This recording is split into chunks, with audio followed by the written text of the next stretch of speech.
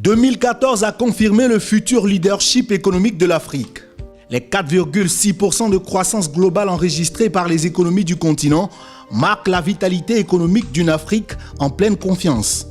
5 économies sur les 10 meilleurs pays réformateurs en matière de pratique des affaires viennent de l'Afrique subsaharienne selon le rapport Doing Business 2015 de la Banque mondiale. Ce sont le Bénin, le Togo, la Côte d'Ivoire, le Sénégal et la République démocratique du Congo. La question cruciale des infrastructures en Afrique a été débattue début février à Brazzaville au cours du Build Africa Forum. Les dirigeants africains se sont accordés sur les opportunités d'investissement dans la réalisation d'infrastructures et les emplois qu'ils peuvent générer. Environ 5 millions d'emplois par an. La dynamique enclenchée a permis à la République démocratique du Congo d'atteindre 8,9% de croissance. Les réformes structurelles opérées dans les domaines des mines, de l'exploitation des ressources énergétiques et des infrastructures ont été saluées par les experts des institutions financières internationales. 2014 a été l'année de la rupture avec les agrégats économiques venus d'Occident. Le Nigeria, selon de nouvelles bases de calcul, serait la première puissance économique africaine devant l'Afrique du Sud, avec un produit intérieur brut de 510 milliards de dollars. Le pays ces dernières années a réussi à développer de nouveaux secteurs et industries, notamment les télécommunications et son industrie cinématographique Nollywood, qui emploie plus d'1 million de personnes. Le premier producteur de brut en Afrique a dû faire face à une dévaluation du Naira.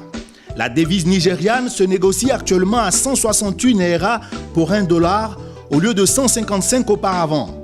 Une mesure pour atténuer la chute du prix de l'or noir, comme l'explique la Banque centrale nigériane. Pour la même raison, l'Angola, la deuxième puissance pétrolière du continent, a décidé de diversifier ses ressources. Le pays se tourne de plus en plus vers l'agriculture et le secteur immobilier. Avec un budget estimé à 72 milliards de dollars en 2015, le pays table sur une croissance de 9,7% avec un déficit de 6,7%.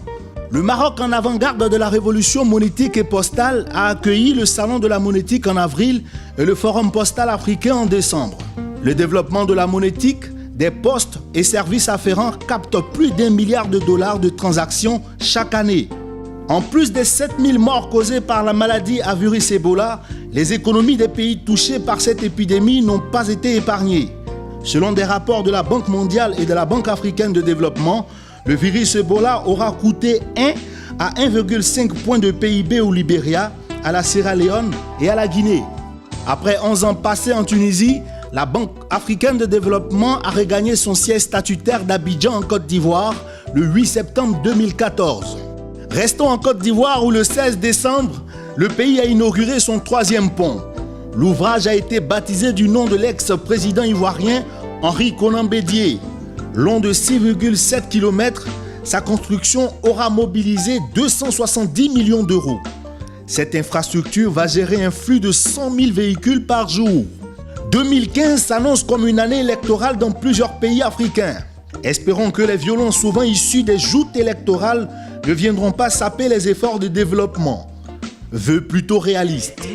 Paix et prospérité en 2015 pour une Afrique qui gagne.